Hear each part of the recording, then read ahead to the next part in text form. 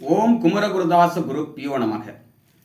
அத்தியாச்சிரம சுத்தாத்வைத வைதிக சைவ சித்தாந்த ஞானபானு பாம்பன் ஸ்ரீமத் குமரகுருதாச சுவாமிகள் முருகப்பெருமானை நேரிலும் கனவிலும் நனவிலும் தரிசித்து முருகப்பெருமான் மீது 6666 பாடல்களை இயற்றி அருளுகிறார்கள்.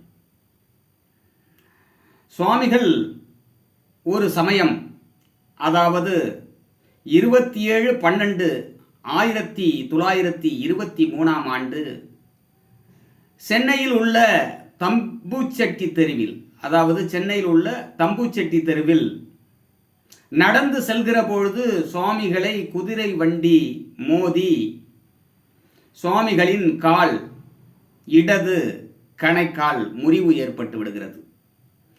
இதன் காரணமாக சுவாமிகள் சென்னையில் உள்ள அரசு பொது மருத்துவமனையில் அனுமதிக்கப்படுகிறார்கள்.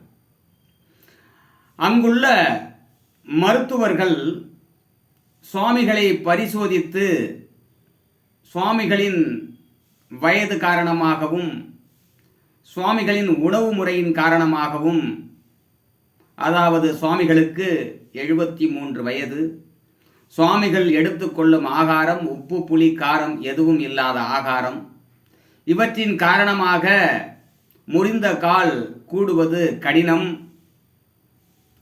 அறுவை சிகிச்சை செய்யலாம் என்றெல்லாம் மருத்துவர்கள் குறிப்பிடுகிறார்கள்.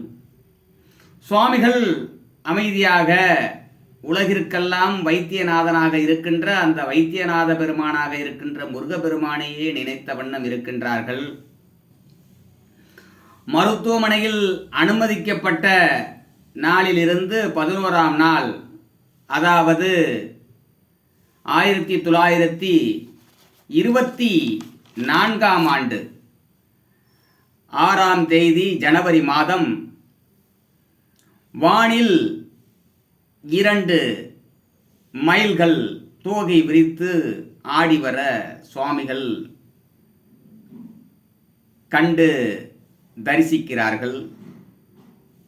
மேலும் சுவாமிகளுக்கு மருத்துவமனையை விட்டு நீங்க வேண்டாம், விரைவில் கால் குணமாகிவிடும் என்று அசரீரி வாக்கும் சுவாமிகளுக்கு கேட்கிறது.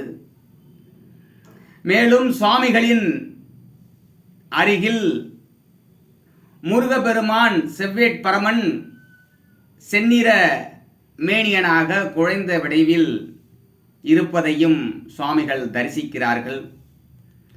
இப்படியாக இந்த நிகழ்வு சென்று கொண்டிருக்கிறது.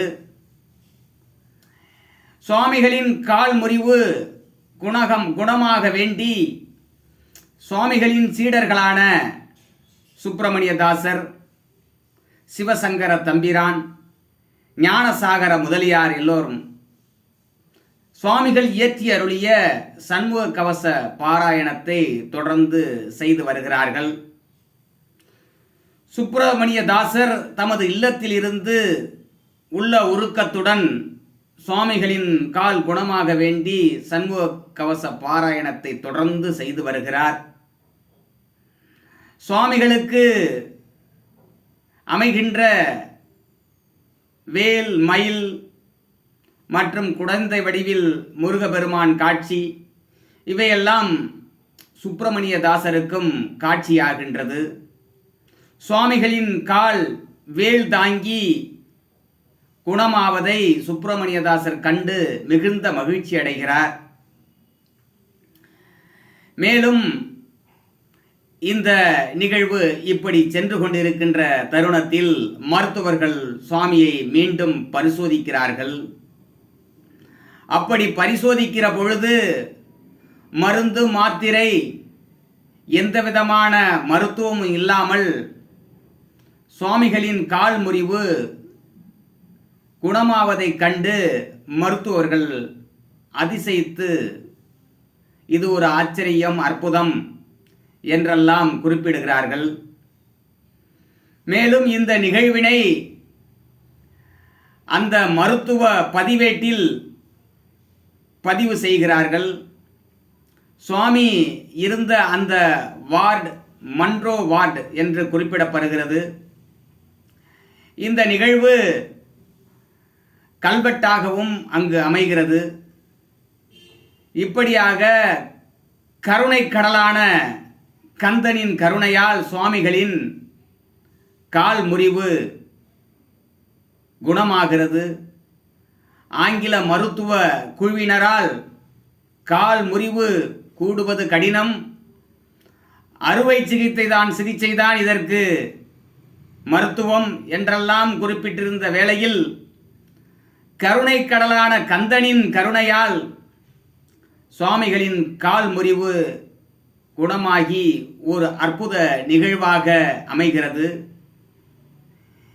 இந்த நிகழ்வினை போற்றும் வகையில் சுவாமிகள் மயூர வாகன சேவன விழா என்ற ஓர் விழாவினை இந்த பூலோகத்தில் தோற்றுவிக்கிறார்கள். தோற்றுவித்து தாமே சில ஆண்டுகள் அந்த விழாவினை நடத்தி காட்டுகிறார்கள். மேலும் இந்த விழாவினை எப்படியெல்லாம் அனுட்டிக்க வேண்டும் என்பதை எழுத்துப்பூர்வமாக பதிவு செய்கிறார்கள். இந்த விழாவில் மங்கள வாத்தியங்கள் முழங்க வேண்டும். அடியார் பெருமக்கள் சூரியன் சந்திரன் இருக்கும் வரை இந்த விழாவினை அனுட்டிக்க வேண்டும், கொண்டாட வேண்டும். இந்த விழாவில் நானும் ஒருவனாக உங்களுடன் கலந்து கொள்வேன் என்றும் சத்திய வாக்காக உறுதிமொழி அளிக்கிறார். அடியார் பெருமக்கள் புத்தாடை உடுத்தி இந்த விழாவினை கொண்டாட வேண்டும்.